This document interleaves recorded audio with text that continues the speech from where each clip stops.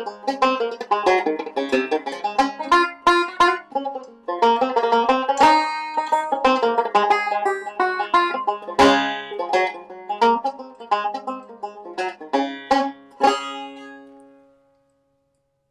everybody. I'm just trying out new things. That's a hornpipe called the Galway hornpipe. Alright, here we are in Galway. I hope you're all doing well.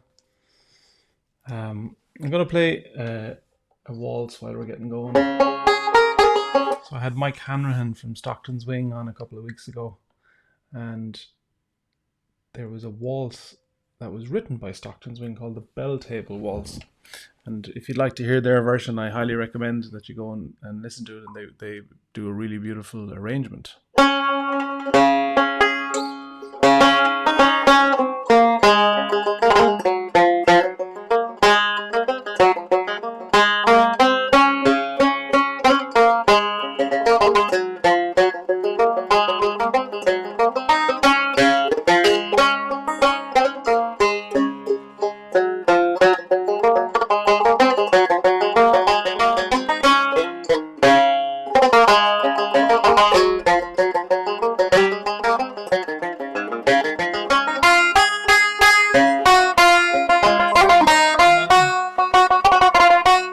Come on, so let's say hello.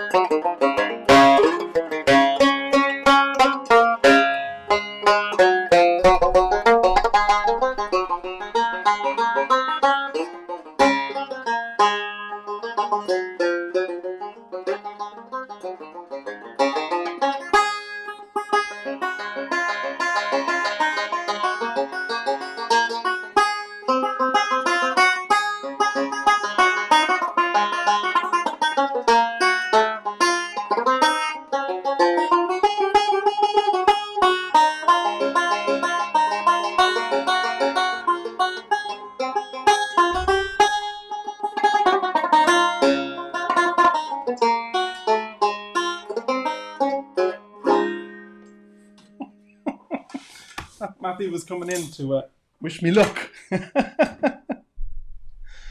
He's baking. He's trying to make me fat. He's baking cakes like nobody's business. And yes, I have a Calgary Folk Festival T-shirt on, which has a bit of green in it. I did spot that before I started, and I said, you know what, that's a bit of crack, and we won't get too excited about it because it's a very comfy T-shirt. Hello everybody, I hope you're doing well. Enda, where is Galway doctor? Can you fix my doggy fingers? I have no idea what that means. Dodgy fingers or doggy fingers? If it's doggy fingers, it's probably a vet you need. Aaron, I'll throw you in here, Aaron. He says, I'm doing great. Yesterday and today I feel normal. Oh wow, you're beating coronavirus. It's if you turn on the news, coronavirus seems like some lighthearted fun compared to what's going on at the moment in the world, or certainly in the US. So we've been thinking an awful lot about it. It's very strange times. As you know, Dave suggested that we take tomorrow off and that we recognize the Blackout Tuesday that happened from the music and entertainment industry. So we did that, and Dave will be on tomorrow. And I tuned in with Martin on Monday as well, who had a lot of very good thoughts on what's happening in the world, and it's a very trying time. Hey Tim Riley, how you doing? It's a very tough time, and it's very hard to kind of make sense of it all, or to really think about it all clearly. what it means for me, what it means for us, what it means for the planet and for humans, and and I've been all day kind of reading stuff and trying to think I should say something, and then I came across virtue signaling, and that put me back in my box. I was thinking, God, I'm just saying stuff for the sake of saying it, and it gets very dicey and very strange. And growing up in Ireland, very lucky looking back now to understand that we weren't taught prejudice as kids. Certainly in our family, we were taught to be non-judgmental and open, and to be open-minded. And certainly that's where I've always tried my best to sit in the world. And I believe We Banjo 3 has always tried to do that. When we've gone out to concerts and we've played, we've always tried to be open-minded and open-hearted. And I do understand that there's an awful lot going on at the moment. So I was scooting around on the internet trying to find solace, I guess, and trying to find wisdom, because I can tell you my opinion, but as my darling wife Gillian will tell you, I have way too many opinions. And I should keep them to myself. I froze. I hope I'm not frozen. So when I'm just going to check on our feed here on my own Facebook page to make sure that everything is still working properly. I hope I'm not frozen. Apparently I'm not. I went looking for great quotations about equality and about racism and about how we live in the world, and I came across one that I thought was really interesting because it goes back thousands of years, and it's from Plato. It says, "Nothing can be more absurd than the practice that prevails in our country of men and women not following the same pursuits with all their strengths and with one mind, for thus the state, instead of being whole, is reduced to half." And I know that relates to sex and gender equality, but the fact that it was written thousands and thousands of years ago, I find really interesting. And I wonder how much we've moved on. I mean, lots in lots of ways, for sure. And then I came across a wonderful quotation, which seems so fitting for now, from a singer called Marian Anderson. And she says, "No matter how big a nation is, it is no stronger than its weakest people. And as long as you keep a person down, some part of you has to be down there to hold him down. So it means you cannot soar as you might otherwise." And that could be written yesterday. It wasn't. That's a singer that died in 1993 called Marian Anderson. But I thought, how fitting. And I guess that's all that I can do in my small world, is to try and soar as best I can and try not to keep anybody down and try and look out for the weakest people. And I think as a band, We Banjo 3 have always tried to do that, and certainly when we talk to each other, it's the ethos that we have upheld within our own unit as a band and with the people that we deal with. And I think that's possibly the best thing that we can do today. So I interviewed or chatted with Natalie MacMaster last week, and to say, looking back afterwards, that I was starstruck, because I was very nervous. And I've met Natalie a few times. We played her Greenbridge Celtic Festival 2 years ago in Ontario and loved it, even though it rained out of the heavens, like Irish rain and then some. And she's just a wonderful, wonderful fiddler and a beautiful person. And we got to meet her family, and we got to meet her husband Danelle and all her children, and it was a wonderful community and family driven festival. And I've just been mesmerized with her fiddle playing for years and years and years, and so we had a great chat. I really, really enjoyed talking to her. So I am going to show that now to you, and I'll be here the whole time chatting on the comments, so I do hope you enjoy it.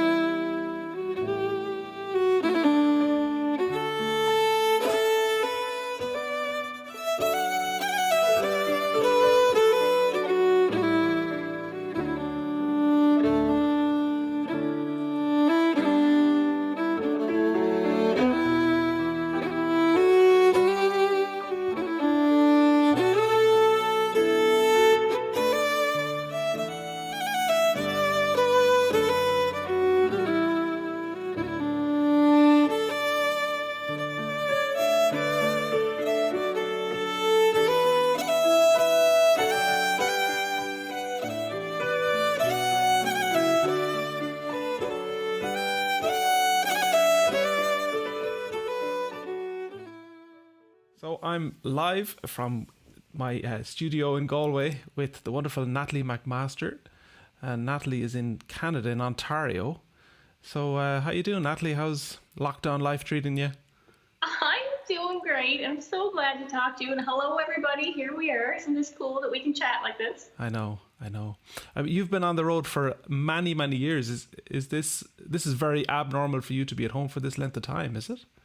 It is. It is indeed. And that's well put. When I think of traveling through my teens, and prior to that too, but doing extensive traveling through my teens and then through the 20s and 30s, and now I'm 47, and it's just never stopped. Like you might get a couple months off to deliver a baby, to give birth, or something, and away you go. So yeah, it is very different. Yeah, it's nice that you give yourself a couple of months off for that. Yeah, well, I treat myself well. So you brought out your first album at the age of 16, which in any language is very impressive, because that's very young to tackle recording an album. I suppose so. I look at my kids now and I think my oldest is 14, and I'm thinking, oh, putting out a record for her, if she was to put a record, and it's like only 2 years away. And it's, yeah, like at the time it was a bigger statement, I think, because then recording studios were big and scary, and now they're in your house. And in those days, it was cassette. It was still recording onto cassette tapes. So I was so oblivious to the recording world that I recorded every track in order as it would occur on the record. I didn't realize you could record anything you wanted first and stick it in whatever order. And I did the whole thing in a day, recorded and mixed. I was so prepared. Wow, in one day? Yeah. Wow. That's unheard. There's a great story there's a sound engineer that does live sound for Martin Hayes.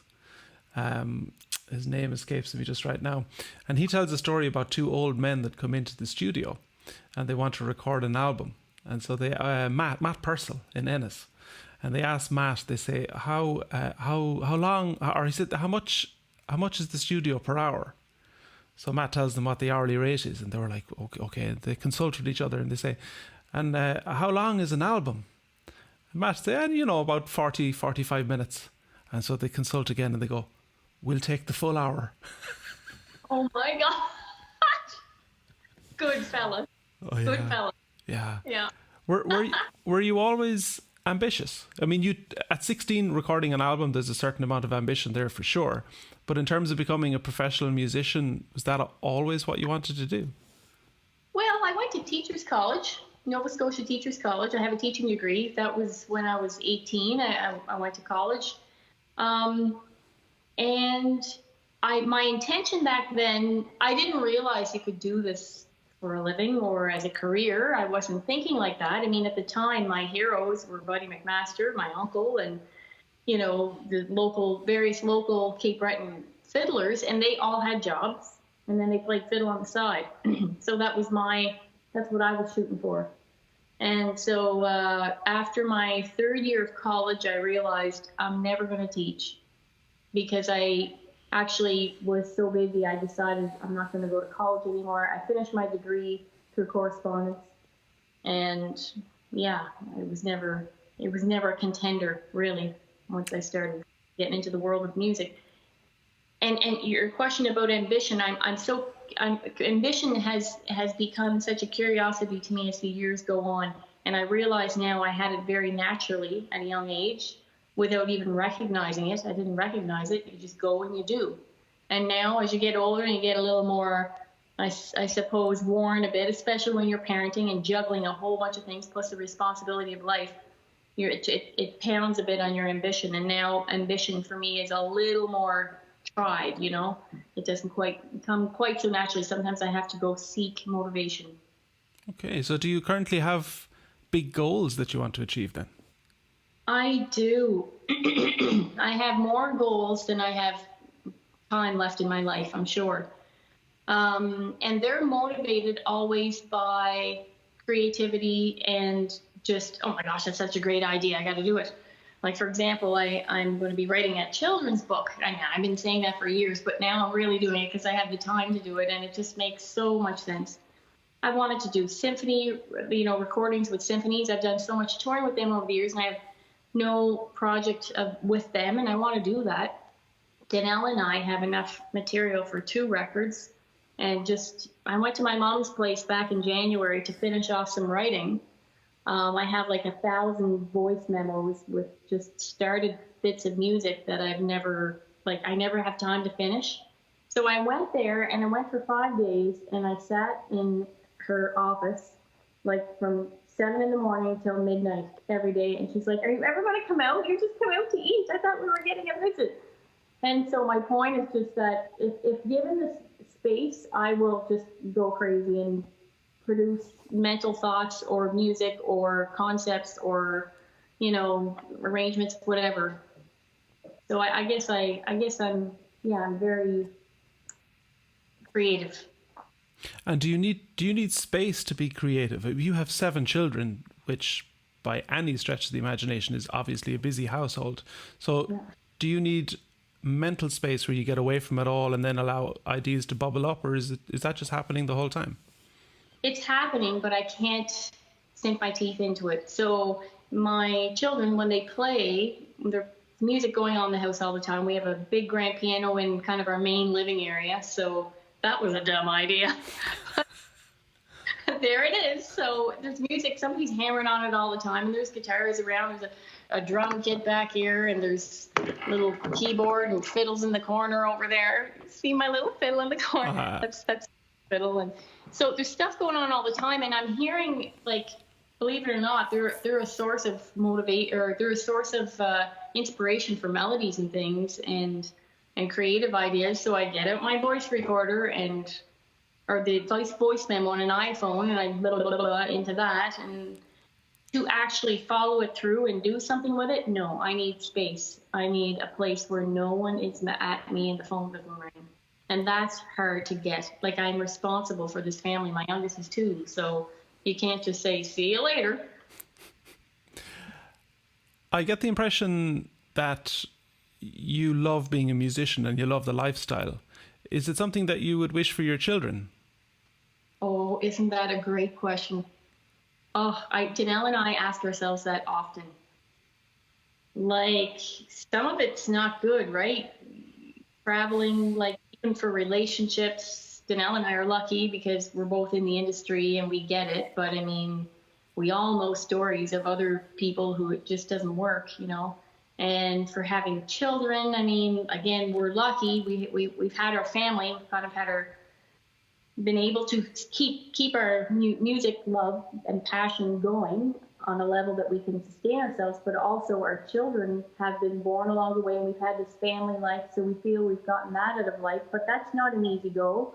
So we know that side of things from both perspectives. Would I wish it for my children? It's personality types, it's personalities.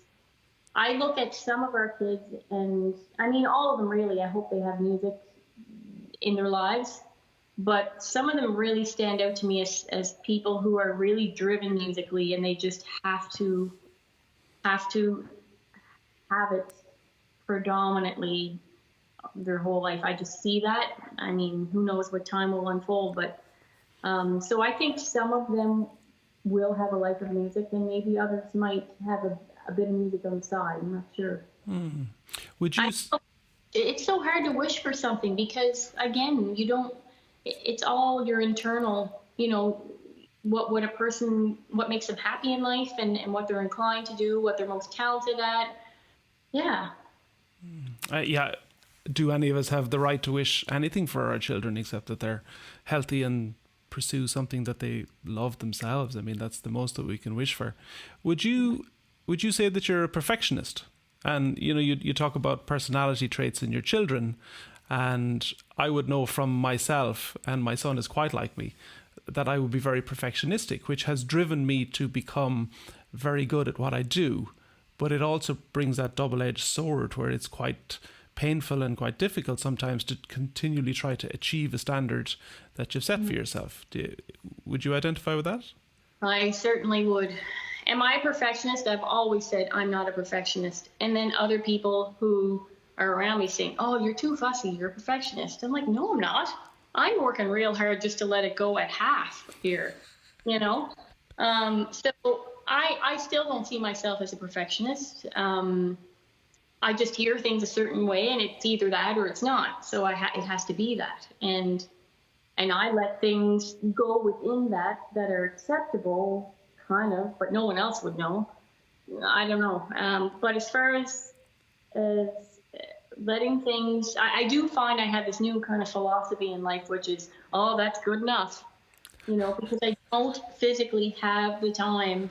Like being, say if I'm cooking something or I make these elaborate birthday cakes for my kids, and I'd be spending more time at getting those certain things right, but I just don't have it. Like, so what do? You just say, well, it's good enough, and you're just like, oh, cringing, but you let it go, be it whatever it is.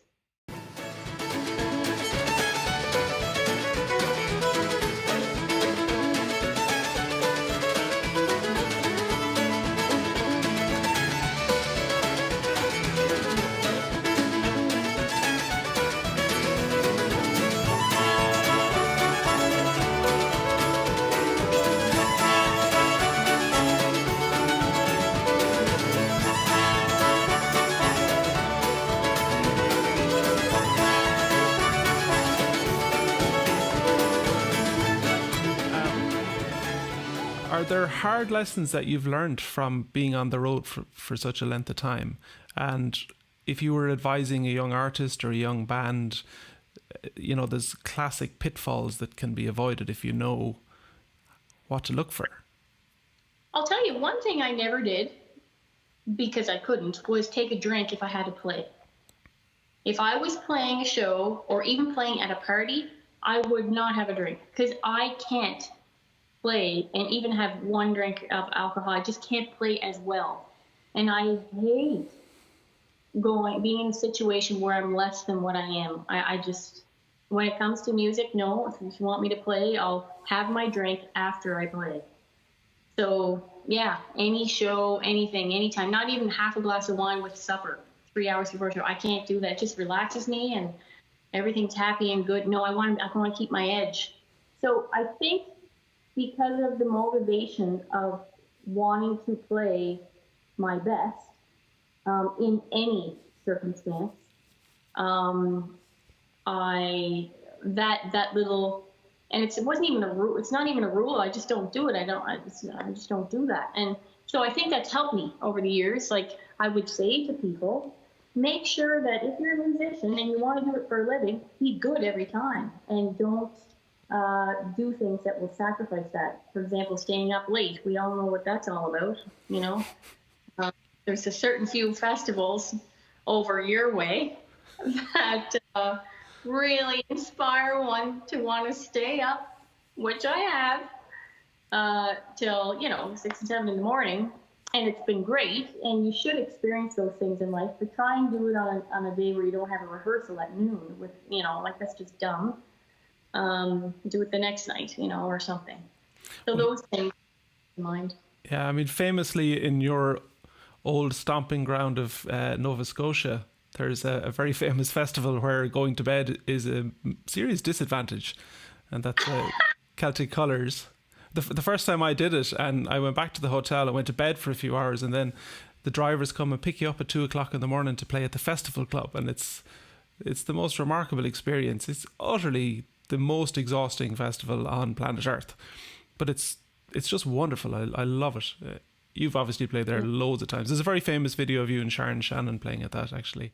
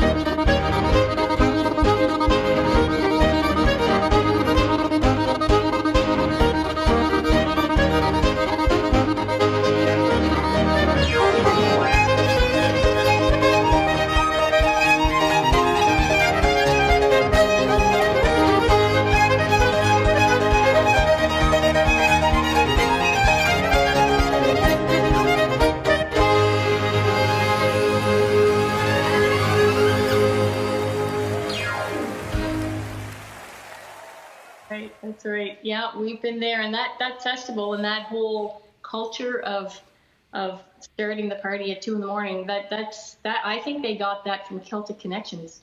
I mean, I was there the days that Joella Foles and Max McDonald went to Celtic Connections to get a model of for something, not direct model with everything identical, but I mean, there was lots of elements about that festival that they loved, and I was there with them when they were there, hanging out at the party and loving that energy that only comes at that hour in the morning.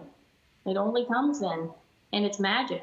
And yeah, you have to be a good, tough old broad to get through it and do the performance. But yeah, it's good fun, and you just have to pace yourself.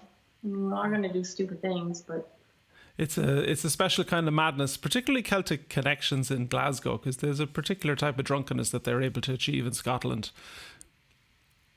Yeah, I haven't been able to master that. That takes practice, I'll tell you. I think it's a lifetime of practice, possibly to be avoided at all costs. What is so special about Cape Breton fiddling? Oh, I'm obviously believe in Cape Breton fiddling. I believe it's the wrong word. I'm obviously a lover within the very fiber of who I am, of that style of music, because I think that there's a depth and a richness that is so unique and so connected to like family and Scotland and the history and the hardship and humor, sense of humor, and the land, and appreciation for all things, your faith, values. I think that's all interwoven, and I hear this depth that is like a flavor. It's a major seasoning in the music. It's so flavorful, and its attributes are this amazing groove that does not rush. It's like a train. It just goes, and look out. It's coming right past you. And you can hang on, like it's just going to carry you away. Danelle would always say, my husband Danelle, I got married 17, 18 years ago, and Danelle's from Ontario. His mom's from Cape Breton. But when he would come visit me, he grew up in Ontario. When he'd come visit me, he'd say, those house parties, we used to have house parties at our place. And he'd be like, people don't move for hours. They just sit there. He said, I keep waiting for someone to get up to go to the bathroom, but they just sit there kind of in a trance, listening to the music. He said, it's kind of like the music's rhythm is so powerful, it just kind of puts you in a trance. And I can, from an outsider's point of view, not that Danelle's so much of an outsider, but he's seeing it from fresh eyes. And I can see how those rhythms and this energy in the music creates just a kind of a trance or a hypnotic groove. It just carries you away. It's connected to the dancing as well, too. As probably one of the best known Cape Breton fiddlers in the world, I would say. And I've seen your show many times. And funnily enough, the very first time I went to America was in 2000 or 2001. And we played Cleveland Irish Festival. And the Saw Doctors were there. And you were there. And if I remember correctly, you had a red tour bus. Everybody was very excited about your tour bus. That was a long time before people had tour buses. Okay. But your show was incredible, and you danced and you played the fiddle, and it's extremely entertaining and engaging. Did that always come naturally to you, or was that something that you developed when you realized how important it is to develop a music career? So it wasn't quite that obvious to me, but it was developed for sure. So when I was 19, I was asked, or actually I tried out for this, and I got the part for this group, this traveling group in Cape Breton called the Cape Breton Summertime Review. And it was like the whole summer we did shows all around Cape Breton. You might do 5 nights in Sydney, and then here, there. So you're at each place for an extended period of time. And it was a show that involved music and acting, skits. It was comedy. And so I was so excited because I grew up attending these shows, and here I was in one. And so during the 2 weeks of the pre-production, they asked me, could you stand up and play the fiddle? So I didn't want to say no, and I'm like, sure. So here I am in the house band, and for the first time, I'm 19. For the first time, I'm standing up. I might have been 18, but I think I was 19. Anyway, so I'm standing up, and it feels so awkward. And so anyway, we do the stuff. I learn all the parts, and I'm so focused, and I'm so eager. And then opening night comes. We do the show. My mom and dad are there. They're seeing it for the first time. Show finishes. I'm all excited, and everybody's happy. And then a little while later, my mom gets me alone, and she said, Natalie, she said, do something up there. She said, you look like you don't care, or you're sad, or you wouldn't even know you were enjoying yourself. Do something. Move your leg or something. So I was like, oh my gosh. And so, yeah, over the course of that summer, I tried to look a little more like visually to the crowd. I was really enjoying myself and engaged. And so let's skip ahead to like maybe 3 years later. I'm doing a concert in Cape Breton, and the show finishes, and I'm all nervous. And my brother David comes to me and says, Natalie, would you control yourself? You're moving. You look so weird on stage. Like you're jumping all over the place. Like, settle down. So it like went from one extreme to the other. So somewhere over the years, I've found a balance of look like you're enjoying yourself, but don't look like an idiot.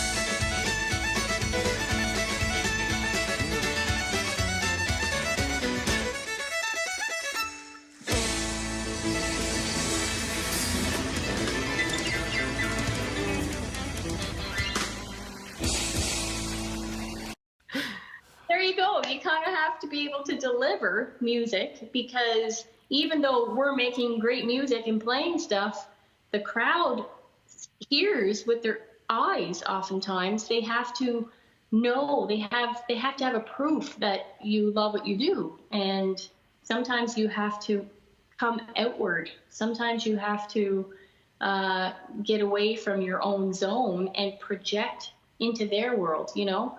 How you do that, it's always individual. Is it ever a struggle? Oh gosh, yeah. There are some nights where I might be really feeling the music, but I'm just kind of feeling antisocial, you know. And yeah, that's more effort, because you don't want to let them down, especially if they have an expectation. And then there are other nights where, oh my gosh, anything you say or anything you do, it's just a piece of cake. It's just like everything is so fluid, and you're funny and you're happy and there's energy. You don't have to work. It's just like, you know, who knows what the reason is. Do you have terrible nights when you come off stage and you're like, that was awful, I played awful, I hate this, I just want to go home and go to the farm and forget about it all? I wouldn't go to the point of I hate this and I want to forget about it all. I would go to the point of, like, definitely I've had nights where I'm just like, oh gosh, I don't deserve to be up here. Like, that was not fair. It was just like not good. It's never for lack of trying. Some nights just the stars are not aligned, and for whatever reason, maybe it's an accumulation of not practicing enough. Maybe it's, I don't know, sometimes if your focus is not there. And it just makes me want to try harder next time. Like, I can't let that happen again, you know? I've got to spend 2 hours warming up before the show. I have to arrange it so that I'm not nursing before I go on stage or whatever it is. You know? I try and make adjustments. Would you warm up for that length of time before a show? Is that normal for you? No. No, that's a bit extreme. But there were days, well, that was my point, that I have to warm up more. There'd be, normally, before I did have juggling, you know, the lives of children, not to blame them, but when we take them with us, oftentimes you're consumed with parenting, it's inevitable, even if you do have help. But before those days, I would warm up for an hour. I'd play an hour before I'd go on stage. So my point about the 2 hours was an hour is not long enough. You gotta go harder. I haven't warmed up for an hour before a performance in a long time. Like this last run of shows I did that they canceled because of the virus, I was probably warming up an hour because I didn't have my younger children with me. I just had my oldest daughter. So I had the mental space to do that. I didn't have anything else to do, just be a great show, have a great show. But when we're traveling, usually at Christmas shows and stuff like that, we take all our children. It's really hard, even though you try your best. It's really hard to have that time. What's it like traveling with the whole family? I mean, you've covered some of it, but having 7 kids in the bus and doing Christmas shows on the road for a couple of weeks, is it challenging or is it brilliant, or both? It's both. I remember my husband did an interview, and the interviewer asked him, is it hard touring with children? And Danelle said it's way harder touring without them. And that is the answer. Do not take them and just say, see you later, we'll be back in a month. That doesn't feel right to me. And I've always said, I'm not so attached to anything, especially my career, to put other important things on the back burner. Like, I'm not, I had my time. I've had my time. I had, up until we had our first child when I was 33. So I had all that time for myself, and I don't feel 1 ounce of regret or wishing for something that was. No, I had that time. Now I've evolved to me and my husband, and I still do things on my own as well. And I've evolved to, we do have kids that play music and they need to play.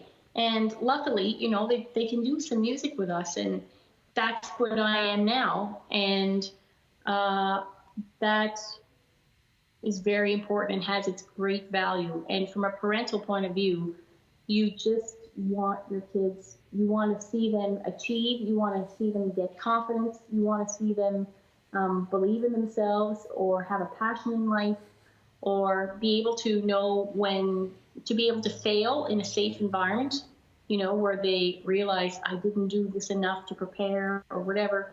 And when you travel with your kids, you get all those occasions to have those environments where you see them succeed and fail in a safety net, of course, so that they're growing and they're discovering and they're learning and they're given all these opportunities. Like, I just feel so awesome that we can provide our kids with all these great opportunities. So that is wonderful. Is it hard? The stupid things are hard. Like, oh my gosh, I didn't get to put my lipstick on, or, my foot is sore and I would have went to this drugstore and got like a, Dr. Scholl something or other, but I have to deal with the plane, whoop-de-doo, or, oh my gosh, someone's got to go to the bathroom just before I have to do a solo. So here, I'll help you. Those are just dumb little things. They're not important in the grand scheme. That's amazing to be able to balance all of that. And I have a son who's 10 and I go away for weeks on end, and it is tough. He gets to come with us on tour during the summertime. We do the festivals. And he got to hang out with Next Generation Leahy a couple of years ago, and he adored those girls. He had such a good time at Milwaukee. Yeah, that's great. Yeah.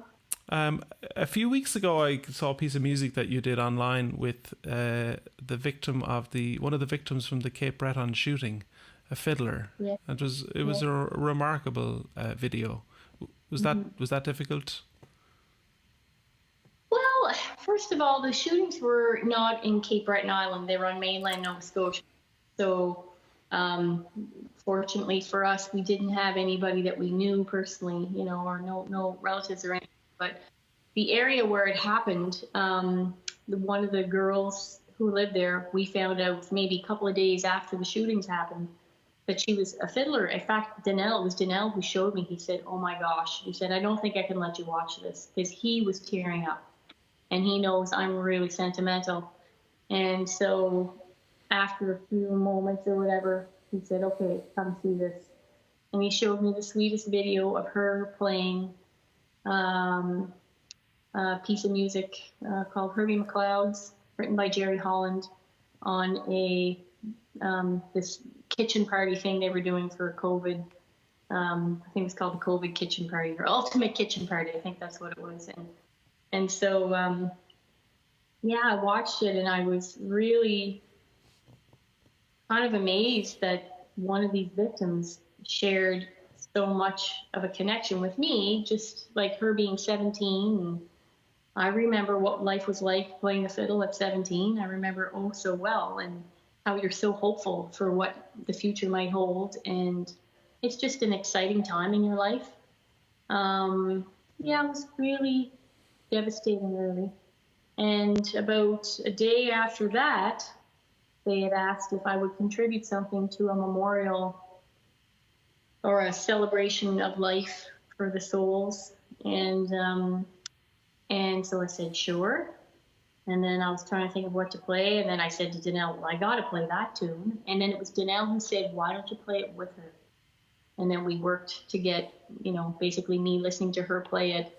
And myself and my daughter accompanied her. And we were able to play music with Emily, who passed away. Just, yeah. It was a different experience for me. And I never felt that kind of attention to her. So like listening to her play and trying to coordinate my timing with how she felt the tune and how she played the tune, and knowing that she's not in this world anymore, and hopefully she's, watching from a better place, which I have faith in that. So it was an amazing experience. I want to play a tune for you that I chose because of a beautiful performance I saw a couple of days ago, played by one of the victims, Emily Tuck, and she was a fiddler. So I thought I would unite myself to her performance and play this tune for all the souls that lost their lives. Okay, so your contribution to the COVID kitchen party. Herbie McLeod. Wicked. All right.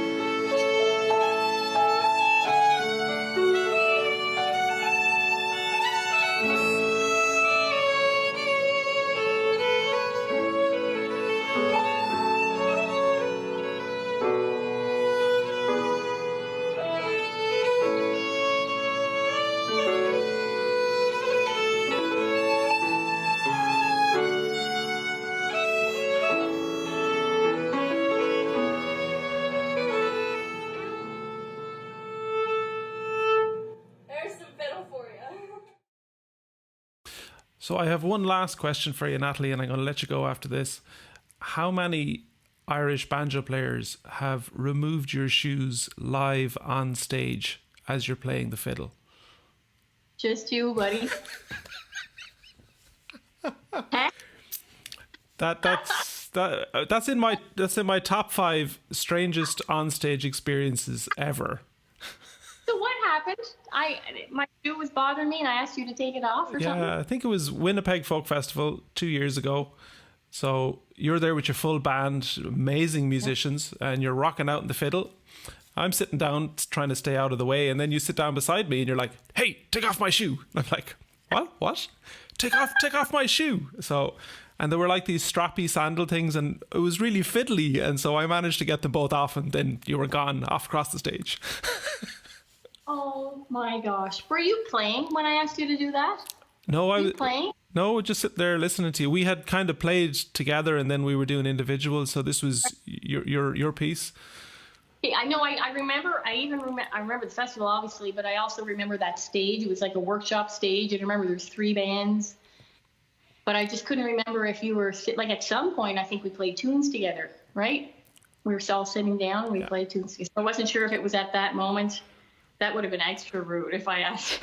Here's Stop playing the banjo and take off my shoes.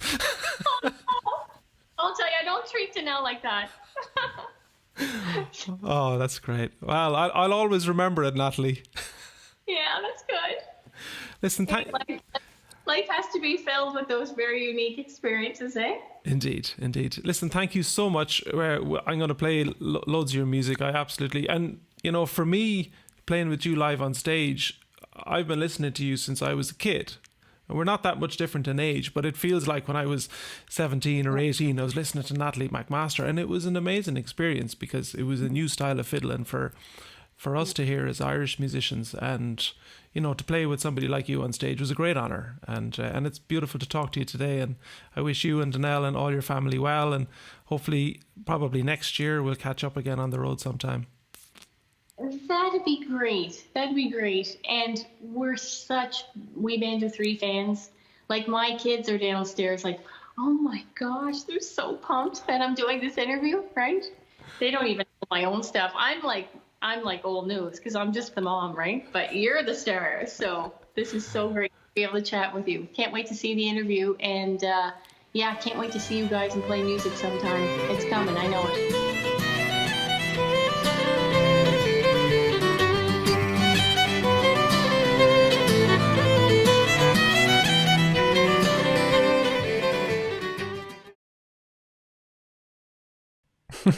That was great. That was such a thrill for me to talk to Natalie, and I'm just such a huge fan. And as a few people said during that, like, completely starstruck as I was talking to her. And that taking her shoes off on stage was absolutely hilarious.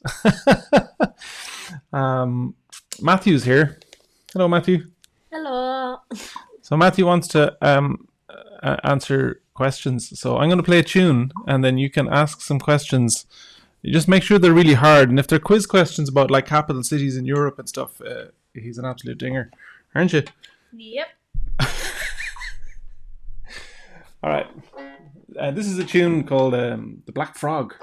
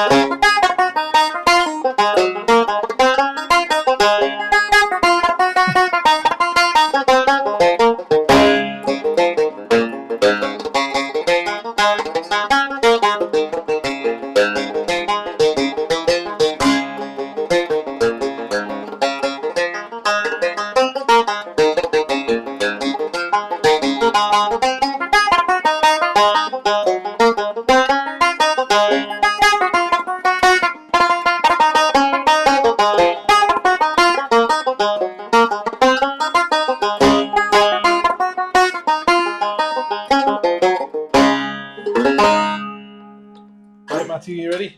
Yeah, I'm ready. He's ready. All right. So, do you want to sit up here? Yeah. Guest, special guest today, Matthew Scahill, who urgently needs a haircut. Okay. So, first question, Matthew. What is one? Be nice now. What is one of your dad's weird habits? Don't give away any mad secrets now. Can you think about it? Yeah. Well, whenever he makes coffee, he always makes too much. And then half of it just ends going to waste under the couch or on the seat left there for weeks. And then finally, Mum comes in and cleans it up. But actually, she finds out that it's turned into toxic waste. And she can't clean it up because it's been there for so long. I think we need another question. Oh, God. There's one coming up here. Do you play any instruments and which ones? I play the tin whistle, I play piano, and I play drums. All right. We're going to be sorry we asked this question. Matthew, do you play video games? 100% yes. What's your favorite video game? Roblox. Roblox, currently. And do you have a tan? Do you know what? I do. And I can prove it because this is the bit that doesn't have any tan. Oh, hold on, we need to move this. Look. Oh no, that didn't work either. Let's do this arm. Tan. Farmer's tan. Strawberries and cream. Yes. Well, we had a beautiful week of weather and I spent a lot of time outside on our patio reading. Lanzarote. Okay. Matthew, when are you going to overthrow your dad and become the new banjo player in Wee Banjo 3? In the next 20 years, maybe. 20 years. That sounds good to me. That fits in with my retirement plan. Gloria wants to know, can you transpose yourself to Connor, Chloe, Claire and Clay's house in Wisconsin? You would go in a heartbeat, wouldn't you? Yeah, I would. Yeah, we got a packet during the week with a load of letters from Gloria Hayes' grandchildren that they've been writing, and Matthew was thrilled. Let's see. Pam says, are you still having school or on summer vacation? Well, if we aren't in this pandemic, yes, I will be in school until the 27th of June, and then I'll be on my summer holidays. So it's neither one or the other at the moment. Yeah. We're doing work. We're doing quizzes and things like that. Robert says, you can see the brick background through the emblem. I have a hole in my heart. Yeah. Bonnie wants to know, hey, is it great to be 10? It's great to be 10. Is it better than being 3? Probably yes. Can you remember? No. No? A very long time ago. Like maybe the Victorian ages. Nicole says you have a very impressive head of hair. Well, thank you. It grows all on its own. Here's a question from somebody who knows what they're talking about, Matthew. Okay. What's your favourite mini game on Roblox? Piggy, definitely. Oh, Piggy. Do you know? No difference. Just Piggy. Do you know Piggy? That's Hannah. Hannah's in Brooklyn. And we brought Hannah. Hannah came to a concert in New Jersey, and it was her first time ever to go to New Jersey. Cool. That's not true, but we made a joke out of it. What a charmer. Matthew, do you play the banjo? I do not play the banjo, but I probably will soon. What's your... If Mr. Lazybones here starts drinking his coffee and actually starts sitting down and teaching me the banjo. He's in this room 10 hours a day. Here, look. This is what Matthew did to my mandolin. Are you ready? Are you ready for this? International... Matthew decided that he would untune my mandolin. Listen to this. Oh, that was probably a fit of devilment that was related to not being allowed to play Roblox or something like that, right? Laurie says, Matthew is one of my favourite Wee Banjo 3 members. Me too. And he's not even in the band. Love the eye roll. Great. You better answer this properly. How much do you miss your daddy when he's on tour? 50-50. That's not the right answer. Well, kind of and not kind of. If 50% was not missing him and 50% was missing him, I'll do a 50-50. But when I'm not here, you have it all soft to yourself, don't you? There's no one laying down the laws, huh? Yeah, we'd love to get Matthew out to Cape Breton sometime, wouldn't we? Yeah. We would. All right, I think we'll sign off for today. Have you any wisdom to share, or what were you doing for the hour while I was in here? Making skinny blueberry cakes and custard, and Madeira. Skinny blueberry cakes, Yeah, custard, and Madeira. yeah. I think I feel I need to go and boil the kettle and continue my pandemic weight gain. Yeah. Yeah. Have you any anything to say to everybody before we go? Bye. See Bye. you soon. Dave is on tomorrow at 12 p.m. Central, 6 p.m. Irish. And Fiddle, of course, on Friday. Fiddling Fridays. And I'm back here next week. And I have a wonderful interview already done for next week, which is great. And I'm very excited to bring it to you all. So, would Matthew like to come and cook at my house? I'd say you'd take a holiday anywhere at the moment. So, thanks everybody for watching. It's been a blast. See you all next week. And stay tuned on the We Banjo 3 Facebook page for lots of stuff coming up in the next few days. So, stay safe and stay well. And thanks for watching. Bye.